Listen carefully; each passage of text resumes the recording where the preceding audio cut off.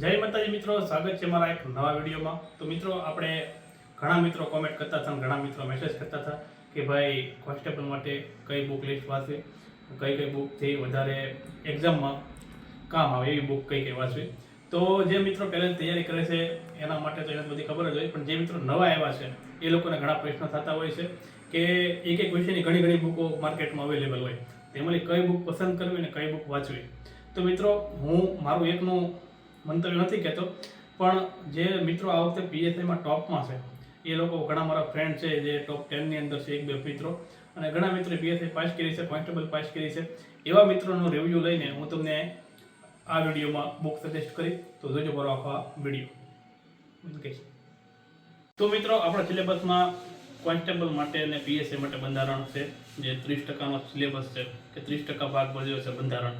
તો બંધારણમાંથી આપણો એક પણ માર્ક કપાવવાનો જોઈએ જો આ વખતે પાસ થવું હોય તો। બંધારણ એવો વિષય છે કે જે ઇનફ છે, કે જેની અંદર અમુક અનુચ્છેદથી બહાર જવાનું નથી, મતલબ બંધારણની બુકની બહાર જવાનું નથી, કે બાલી ક્વેશ્ચન આવવાનો નથી, તો એમાંથી માર્ક જવાનો જોઈએ।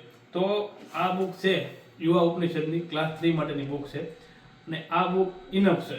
હું કહું તો આ બુક ઇનફ છે, અને ઘણા મિત્રોને મેં સજેશન લીધું છે તો એ લોકોએ કીધું છે કે આ બુક ઇનફ છે, આનાથી બહાર જતું નથી। અને પીએસઆઈ કોન્સ્ટેબલ હોય, એકમાં 25નું એકમાં 30નું એવી રીતે બંધારણના ક્વેશ્ચન છે, તો એમાંથી આપણો માર્ક કપાવવાનો જોઈએ બંધારણની અંદર। જો તમને વાંચવામાં ખબર નથી પડતી, જે લોકો નવા છે એના માટે, તો એકવાર કોઈ ક્લાસીસના લેક્ચર જોઈ લો, યુટ્યુબમાં અવેલેબલ છે, નિર્મિત પટેલ કરીને છે વિશ્વમ એકેડેમી, એના લેક્ચર જોઈ લો, યુટ્યુબમાં છે લાઈન ટુ લાઈન, એટલે તમને બંધારણ એકદમ ક્લિયર થઈ જાય છે, તમારો એક પણ માર્ક કપાશે નહીં। પછી મિત્રો, કોન્સ્ટેબલમાં અને પીએસઆઈમાં ઇતિહાસ, ભૂગોળ અને વારસો આ વિષયો 3 વિષયો છે, જેમાં કોન્સ્ટેબલની અંદર 50 માર્કનો છે અને પીએસઆઈમાં 25 માર્કનું છે। તો પીએસઆઈ અને કોન્સ્ટેબલ માટે તમારે મેન તો પહેલાં 9 થી 12ના વીસીઆરટી એનસીઆરટીની બુક વાંચી લેવાની છે, જેની અંદર આ વીસીઆરટીની બુકો છે એનસીઆરટીની, તો એ બુકો પહેલાં તમારે વાંચી લેવાની છે। જો તમે નવા છો, તમે વાંચી નથી તો પહેલાં આને પ્રાયોરિટી આપવાની વીસીઆરટીની। કોઈ પણ પ્રકાશન તમે વાંચો છો અત્યારે તમને મજા આવે છે, પણ પહેલાં આને પ્રાયોરિટી આપવાની, આ વચાઈ દે પછી બીજી બુક વાંચવાની। પણ મિત્રો, આ ઇતિહાસ, ભૂગોળ અને વારસો 50 માર્કનો કોન્સ્ટેબલમાં છે અને 25 માર્કનો પીએસઆઈમાં છે, પણ મેં જેટલા મિત્રો પાસ થયા છે એ મિત્રોને પૂછ્યું છે કે ઇતિહાસ, ભૂગોળ અને વારસામાં ટાઈમ બગાડે, કેમ કે સૌથી બધાથી વધારે ટાઈમ આ 3 વિષયો લે છે, કેમ કે જો તમે આને ડીપલી કરવા જશો તો બધા કરતાં વધારે ટાઈમ લાગશે 3 વિષયમાં। તો મેં જેટલા મિત્રોને પૂછ્યું એ મિત્રો એમ કીધું કે તમે જીકેની એક બુક લઈ લ્યો, અને જીકેની બુકની અંદર ભારતનો અને ગુજરાતનો ઇતિહાસ, ભૂગોળ અને વારસો બધું આપેલું છે જીકે માટે, એની અંદર બધું આવી જાય, જિલ્લાથી લઈને બધું આવી જશે। તો એ જીકેની બુક લઈ લો, તમારે એમાં જીકે કવર થઈ જાય છે, ભારત, ગુજરાત અને નો ત્રણેયનો વારસો, ભૂગોળની બધું મતલબ કવર થઈ જાય છે એવું કીધું છે। એટલે મારું માનવું પણ એવું છે, ગઈ એક્ઝામમાં જોતા કે એટલું બધું પૂછાણું નહોતું, જેટલા માર્કનું કીધું એટલા માર્કનું વ્યવસ્થિત પૂછાણું નહોતું, અને જે ભૂગોળ પૂછાણું હતું એ કરંટ બેઝ પૂછાણું હતું, એટલે કરંટમાં જેટલું ભૂગોળ અત્યારે હાલે છે એટલું તમારે કરંટનું કરી નાખવાનું છે। બાકી જીકેની બુક લઈ લો કોઈ સારી પ્રકાશનની, યુવા ઉપનિષદ છે, વર્લ્ડ ઇનબોક્સ છે, વેબ સંકુલ છે, બધી ઘણી બુકો સારી આવે છે, એની કોઈ પણ એકની જીકેની બુક લઈ લો જેની અંદર તમારું બધું કવર થઈ જાય છે, કેમ કે મિત્રો એટલો બધો ટાઈમ બગાડવાનો ન હોય અને એટલું બધું પૂછાતું નથી, અને જો પૂછાય છે તો જેટલું બીજાને આવડે છે એટલું તમને આવડવાનું છે।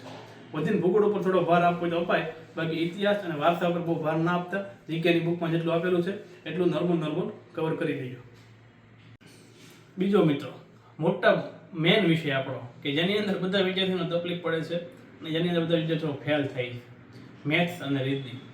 તો મેથ્સ અને રીઝનિંગ કોઈ બુકથી થવાનું નથી, તમને નથી આવડતું, તમારે કોઈ ફેકલ્ટી, સારી ફેકલ્ટી પાસે શીખવું જ પડશે, અને જો તમને આવડે છે તો પણ શીખવું પડશે, કેમ કે અત્યારે માર્કેટમાં નવી પેટર્નો આવતી જાય છે, એક્ઝામ નવી રીતે લેવાતી જાય છે, નવા ક્વેશ્ચનો આવતા જાય છે, તો એ રીતે તમારે કોઈ પણ શિક્ષક પાસે શીખવું જ પડે। અને જેની અંદર તમે મેથ્સ શીખો છો તો પહેલાં બેઝિકથી જ ચાલુ કરીજો, એવું નહીં કે ભાઈ જે વસ્તુ પૂછાય છે એ ઠોક કરીએ। જો તમને મેથ્સની અંદર બેઝિક નહીં આવડે તો તમને આગળનું કાંઈ આવડવાનું છે નહીં।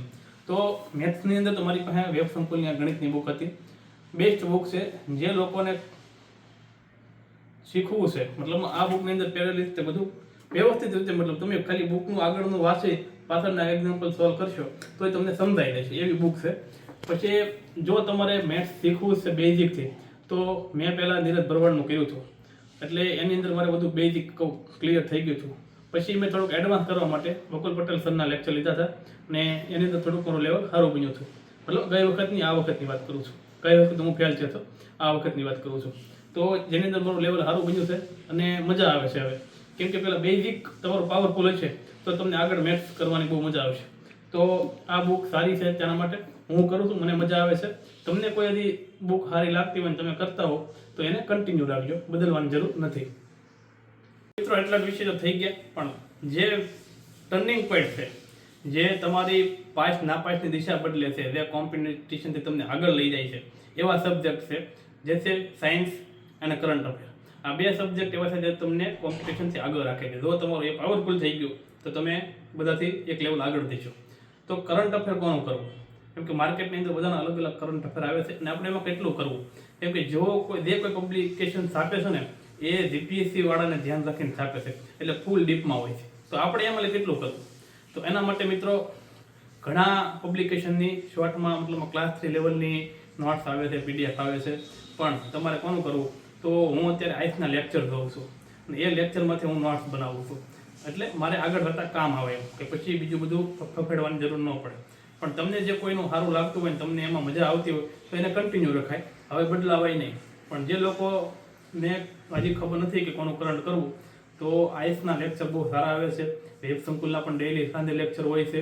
એવા ઘણા ક્લાસીસના આ બેની મને ખબર છે, જેની તમને હું કહું છું. મેં વેબ સંકુલના પહેલાં ભરેલા અને છેલ્લા 2-3 મહિનાથી આઈએસના લેક્ચર ભરું છું, પણ મજા આવે છે. અને એમાં હું ટેસ્ટ બીજા ક્લાસીસમાં આપવા જાઉં છું તો ક્વેશ્ચન પણ સારા સારા પૂછાય છે. અને હમણાં મેં એક એક્ઝામ આપી હતી, એમાં પણ ઘણા બધા ક્વેશ્ચન હતા. તો કોઈ પણ મિત્રોને કરંટ અફેરમાં તકલીફ હોય તો હું નોટ્સ બનાવું છું. છેલ્લે એક્ઝામની 1 મહિનાની વાર છે, કોન્સ્ટેબલની 1 મહિનાની, ત્યારે હું એ પીડીએફ સ્વરૂપે તમને આપીશ. પણ એનો નાનો અમથો ચાર્જ કંઈક લઈશ, જેથી તમને એવું ન લાગે કે મફતમાં આપીને મને પણ મજા આવે એમ તમને આપતા. એટલે જોઈએ આગળ 1 મહિનાની વાર છે ત્યારે હું એની પીડીએફ બનાવી તમને આપીશ. મિત્રો હવે રહ્યો સાયન્સ, વિજ્ઞાન અને ટેકનોલોજી, જે 10 થી 15 માર્કનો પૂછાય છે જીકેની સાથે. તો એ વિષય ક્યાંથી કરવો? ગઈ વખતે પણ બધા મિત્રોને તકલીફ હતી, પેપરમાં તકલીફ પડી હતી. તો મિત્રો તમારે જો લેક્ચર ભરવા હોય તો એમાં વધારે ટાઈમ લાગે, કેમ કે બધા વિષયના લેક્ચર, બધા ટોપિકના એક લેક્ચર ભરો તો બહુ ટાઈમ લઈ જાય. તો બુક વાંચવી હોય તો માર્કેટની અંદર ઘણી બધી બુકો છે, જેની અંદર મેં તો ગઈ વખતે યુવાની બુક કરી હતી, મોટાભાગનું એમાં પૂછાણું હતું. પણ જો તમારે લેક્ચર ભરવાની કોઈની ઈચ્છા હોય તો વેબ સંકુલની અંદર અક્ષર કરીને છે, જેના ઘણા બધા લેક્ચર છે, લાઈન ટુ લાઈન બધા લેક્ચર આવી ગયા, એમાં કંઈ બાકી જ નથી રહેતું. તમે એ લેક્ચર બધા પૂરા કરી નાખો, એની બહાર જવાની કોઈ શક્યતા છે નહીં, કેમ કે બધું ભણાવી નાખ્યું છે. તો પછી જો તમને લેક્ચરમાં જ તમે ટાઈમ બગાડવો હોય તો લેક્ચર ભરી શકો છો, અથવા બુક જોતી હોય તો એની એ લોકોની બુક છે, અને યુવાની પણ બુક છે, અને ઘણી બધી બુક માર્કેટમાં અવેલેબલ છે, જે તમારે યોગ્ય માર્ગદર્શન લઈને યોગ્ય પબ્લિકેશન પસંદ કરીને જ લેજો, જેનાથી તમારો ટાઈમ ન બગડે. મેં તો ગઈ વખતે યુવાની બુક લીધી હતી. પીએસઆઈની તૈયારી જે મિત્રો કરે છે, જેને પેપર 2ની તકલીફ છે, તો પેપર 2માં નિબંધ છે, અહેવાલ છે, પત્ર લેખન છે, આ વસ્તુ બધાને આવડે છે. જેની અંદર બધાના વધીને 1-2 માર્ક તમારી ક્યાંક ભૂલ નાની મોટી થઈ હોય તો કપાય. નિબંધની અંદર તમે કન્ટેન્ટ હરખું વાપર્યું ન હોય તો માર્ક કપાય. પણ જો તમે લખેલું છે તો માર્ક મળશે. ગઈ વખતે મેં પ્રેક્ટિસ એટલી બધી નહોતી કરી તો હું પાસ છું, મારે 42-43 માર્ક છે પેપર 2માં. તો તમારે કયા વિષય ઉપર સબ્જેક્ટ પર ધ્યાન આપવું? મેન ખાસ ઇંગ્લિશ, સંક્ષિપ્તીકરણ, ટ્રાન્સલેટ છે ઇંગ્લિશનું. ઇંગ્લિશ કોઈને આવડ્યું જ નહોતું ગઈ વખતે, હું બાકી મૂકીને આવ્યો છું. ટ્રાન્સલેટ કરવાનું હું બાકી મૂકીને આવ્યો છું. જે ઇંગ્લિશના ઘણા એવા શબ્દો હતા એ હું બધું પેલું ઇંગ્લિશનું છું નહીં, એટલે પછી મૂકી દીધું કે ભાઈ રહેવા દો, ખોટું નથી લખવું એમ. તો પત્ર લેખનની તો બધાને આવડવાનું છે. તમારે અત્યારે ધ્યાન આપવાનું હોય તો થોડાક દિવસ છે, 20-25 દિવસ ઇંગ્લિશ ઉપર વધારે ધ્યાન આપજો.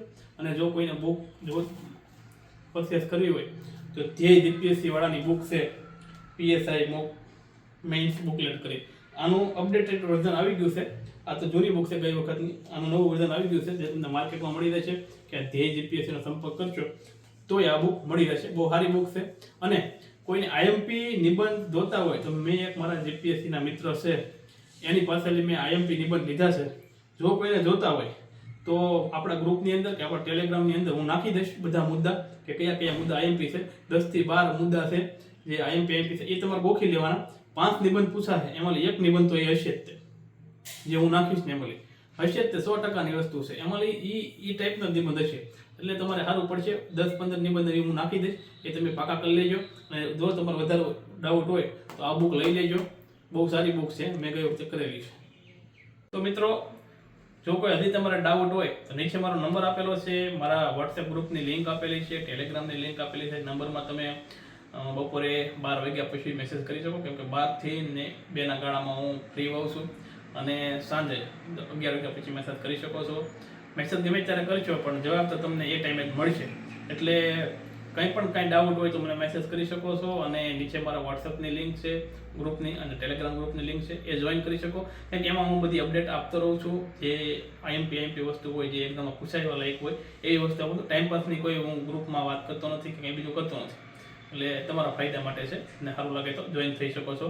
અને આપણી ચેનલને સબસ્ક્રાઈબ કરજો. જય માતાજી, જય મંગલમાં, જય દ્વારકાધીશ.